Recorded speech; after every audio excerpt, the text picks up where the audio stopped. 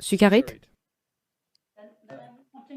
Vanessa, listen, um, I Vanessa, could come in si now je pouvais parler and you maintenant, could et vous pourriez prendre la suite après, take it over afterwards because you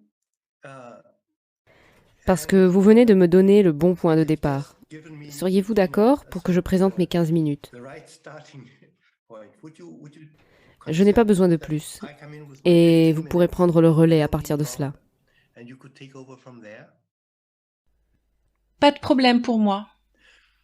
Thank you, because time is Merci, running for me too. parce que le temps passe vite pour moi aussi. Listen, these have been very important Ces informations et présentations sont très importantes. and I want to Je bring voudrais in apporter un another autre aspect. which is we don't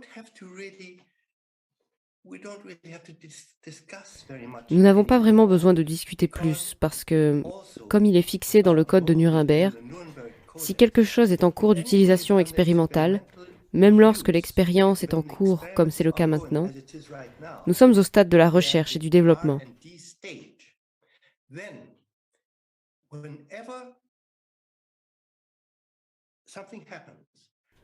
Alors, chaque fois que quelque chose se passe, qui est une indication claire que l'agent qui est administré au groupe expérimental provoque la maladie et la mort, il doit être arrêté. Vous devez d'abord vous demander si cela peut être la raison. Il ne s'agit pas d'un, deux ou trois cas, mais de milliers, de centaines de milliers de cas d'effets indésirables graves.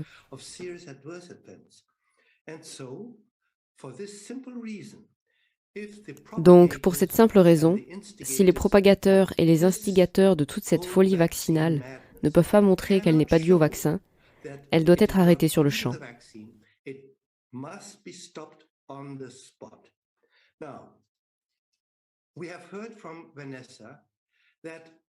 Vanessa nous a dit que les vaccins ne pourraient jamais fonctionner en premier lieu, et ils ne fonctionnent pas.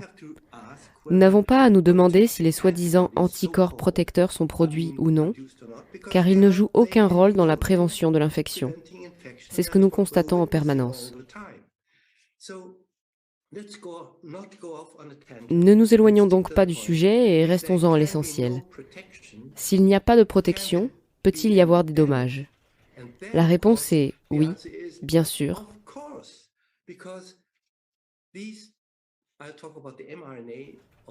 Parce que ceux-ci, je parle de la RNM, bien que les vecteurs des vaccins adénovirus soient similaires, ces soi-disant vaccins ont deux composants toxiques.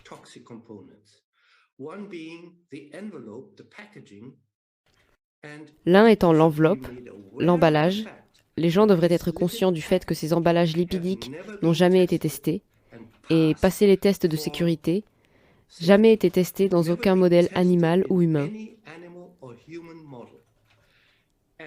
Et pourtant, bien qu'il ne s'agisse que de produits chimiques qui n'ont jamais reçu d'autorisation pour être utilisés sur des humains, ils sont utilisés sur des milliards de personnes. Ces personnes qui continuent à le faire doivent aller en prison. Il n'y a pas d'autre moyen.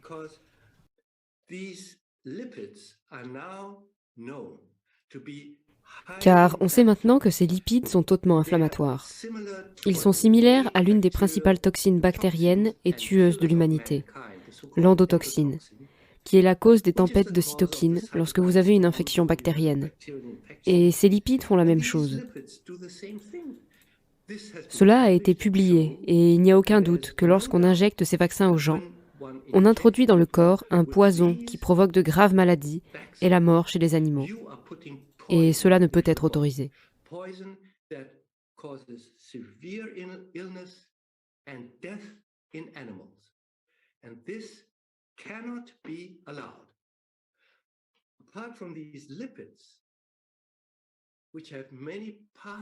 En dehors de ces lipides, qui ont de nombreux moyens de vous blesser, nous avons le gène du virus lui-même, codant la protéine Spike.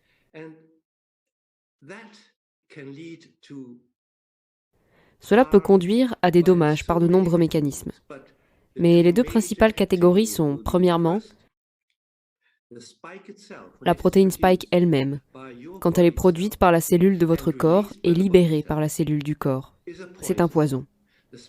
La spike elle-même est un poison. C'est quelque chose que les gens savent maintenant. On ne le savait pas il y a 5 ans, mais maintenant on le sait et c'est publié. Donc vous ne pouvez pas injecter un agent qui provoque la production d'un poison. C'est ridicule.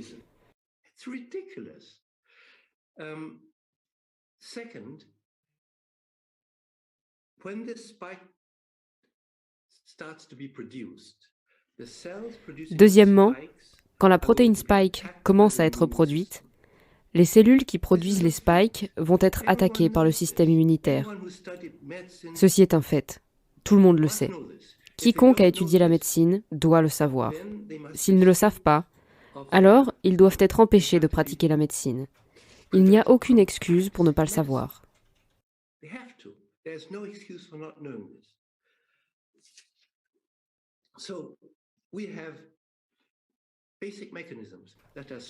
Nous avons des mécanismes de base qui sont simples, et bien sûr, ils doivent se produire. Les effets systémiques sont prévisibles.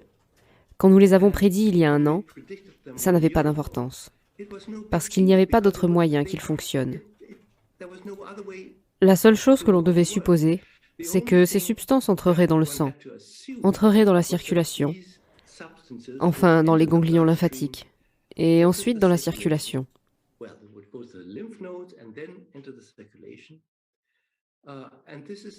Et c'est le premier grand mensonge auquel tout le monde a été confronté par la FDA, l'EMA, les producteurs. Les produits resteraient dans le muscle. Mais quiconque a étudié la médecine doit savoir que si vous injectez quelque chose dans le muscle, cela va atteindre les ganglions lymphatiques. Et quiconque a étudié la médecine doit savoir que si quelque chose atteint les ganglions lymphatiques et qu'il ne s'agit pas d'une protéine, il va atteindre la circulation sanguine. Et puis, bien sûr, c'était connu. Pfizer a été forcé de révéler ces données aux autorités japonaises qui les ont demandées. Tout est là. Tout le monde peut le lire. Tout le monde peut le lire. Ceux qui s'y connaissent vraiment en médecine humaine, car il est maintenant prouvé que les spikes apparaissent dans la circulation sanguine.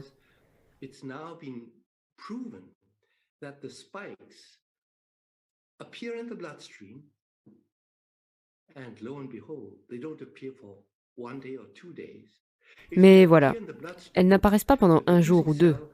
Si elles apparaissent dans la circulation sanguine, la cellule productrice doit être en contact avec la circulation sanguine, car il n'y a aucun autre moyen pour une spike, qui est une protéine, d'atteindre la circulation sanguine, à moins que la cellule productrice ne soit pas directement en contact. Et c'est une chose si simple, si élémentaire, en médecine, que si un médecin dit qu'il ne le sait pas, on doit lui retirer sa licence. Maintenant, que se passe-t-il si nous savons que la spike est dans la circulation sanguine? Nous savons que la RNM a atteint la circulation et, selon toute probabilité, a atteint la paroi des vaisseaux, qui sont les cellules endothéliales.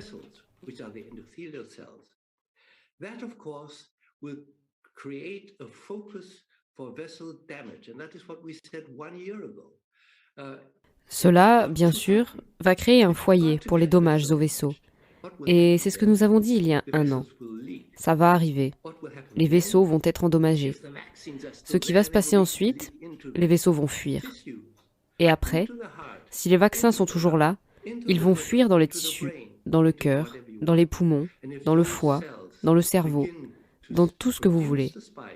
Et si ces cellules commencent à produire des spikes, elles vont être attaquées par le système immunitaire. Car c'est ce que le système immunitaire est supposé faire, comme Vanessa vous l'a dit.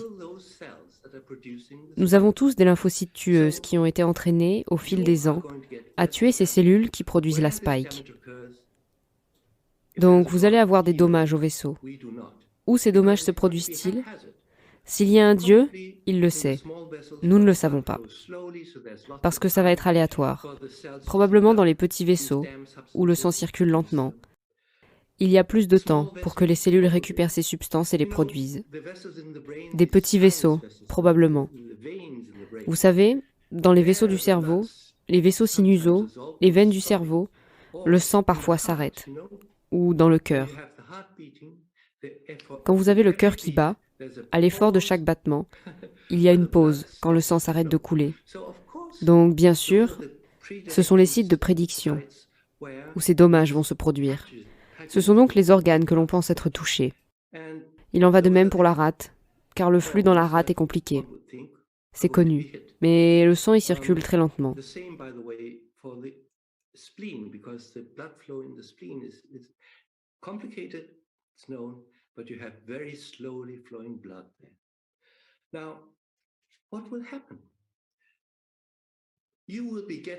Que va-t-il se passer? Vous allez endommager les vaisseaux sanguins, ce qui va provoquer des caillots sanguins. C'est aussi ce que nous avons dit il y a 1 an. Nous sommes vraiment inquiets que ces caillots se forment dans tout le corps. Ils peuvent se former dans le cerveau d'une personne, le cœur d'une autre personne, le foie, qui sait.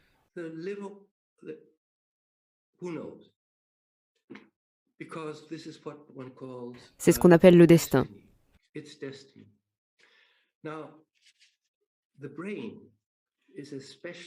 Le cerveau est particulièrement fascinant parce que le cerveau est plein de petits vaisseaux sanguins qui traversent tout le cerveau, qui maintiennent en vie les cellules du cerveau, les cellules grises, les cellules blanches.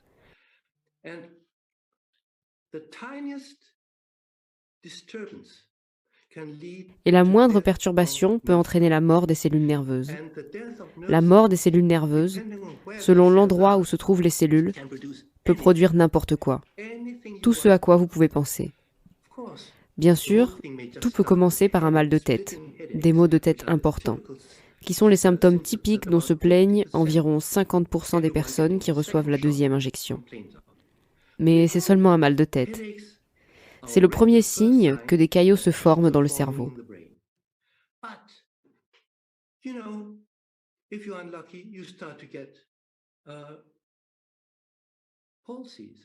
Si vous n'avez pas de chance, vous commencez à avoir des paralysies nerveuses. Les yeux commencent à ne plus voir. Les oreilles n'entendent plus. Les gens commencent à être paralysés. Quand est-ce que ça arrive? Personne ne le sait. Mais il y a d'autres choses qui se passent. Chers collègues,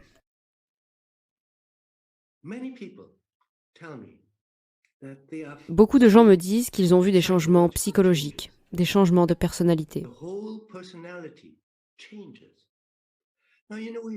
Nous avons notre cerveau avec le système limbique, c'est-à-dire vous.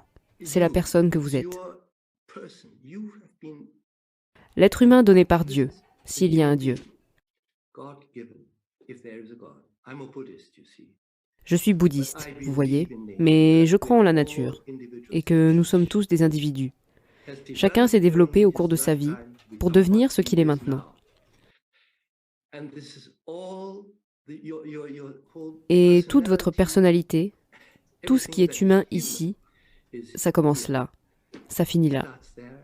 Votre mémoire, des personnes contractent la maladie d'Alzheimer.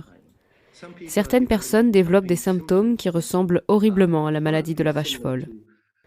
Je ne veux pas m'étendre sur le sujet. Je vous dis juste que c'est une vision si horrible, si horrible.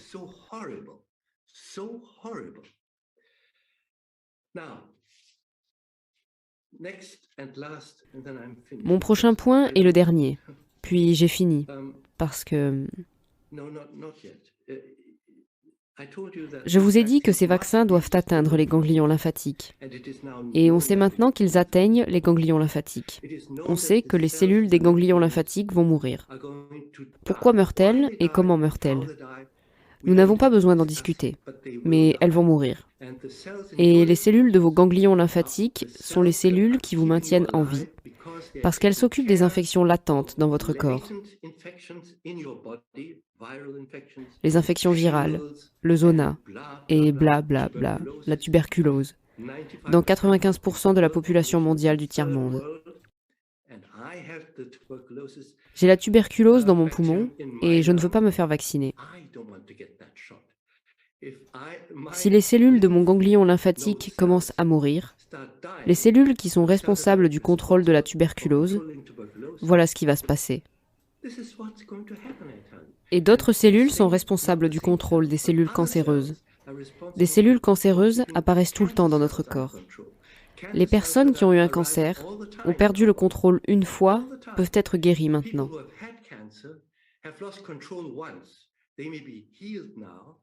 Mais ils sont aussi guéris parce que les lymphocytes de contrôle sont aussi là pour éliminer les cellules cancéreuses qui viennent à nouveau.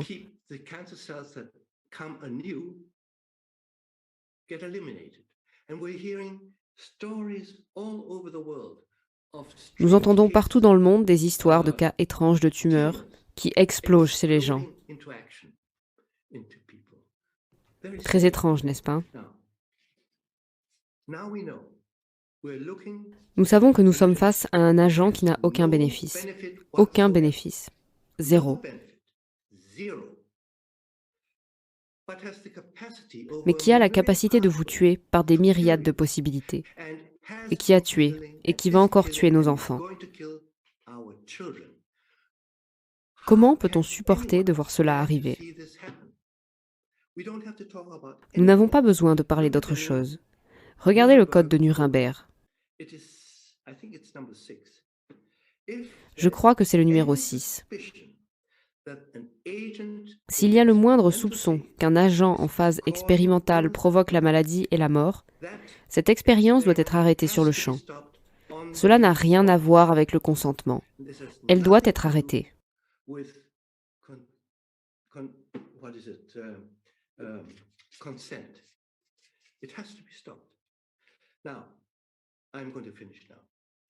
Je vais terminer. Si c'était une question d'un jour ou deux, Pfizer BioNTech vont dire « Oui, mais le bénéfice est toujours plus grand et le risque ne dure qu'un jour ou deux, quand cet ARNM provoque la production des spikes. »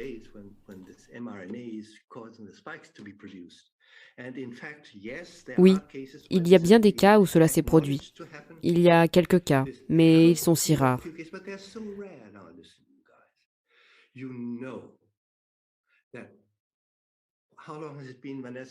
Honnêtement, depuis combien de temps, Vanessa?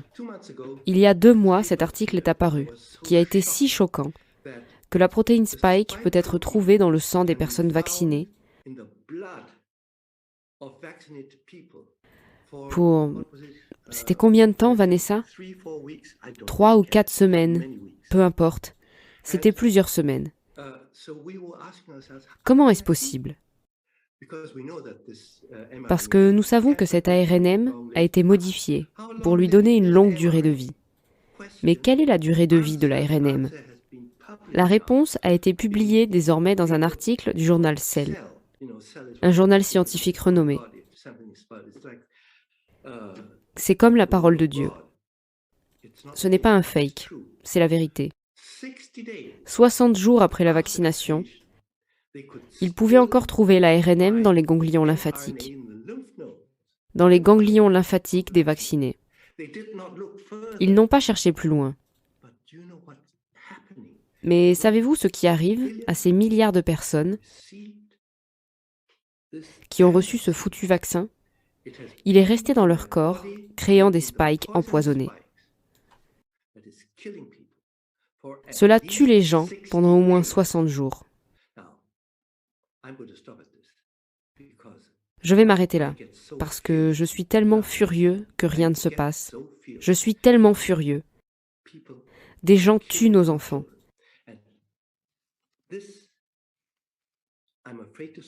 Et cela, j'ai peur de le dire, a l'air prémédité. Personne ne peut dire « je n'avais pas réalisé cela ». Tout est publié.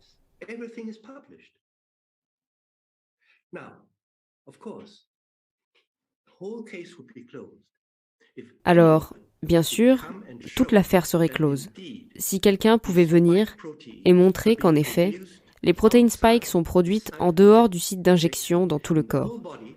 Et sur ces sites, vous avez une attaque immunitaire en cours et des dommages aux organes.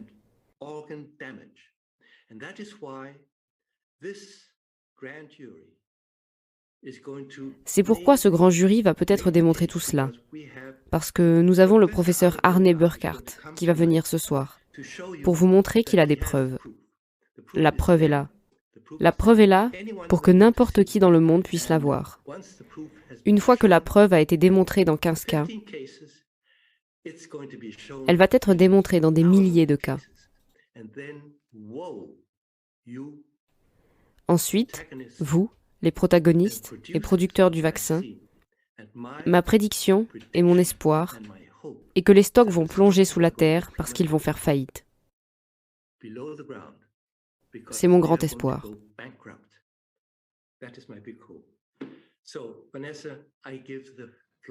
Vanessa, je vous redonne la parole et ensuite je pense qu'Arne Burkhardt va vous montrer ce qu'Arne a fait. Je pense que je vais le nommer pour le prix Nobel. Voilà ce que je vais faire. Parce qu'il est peut-être la personne qui sauve nos enfants.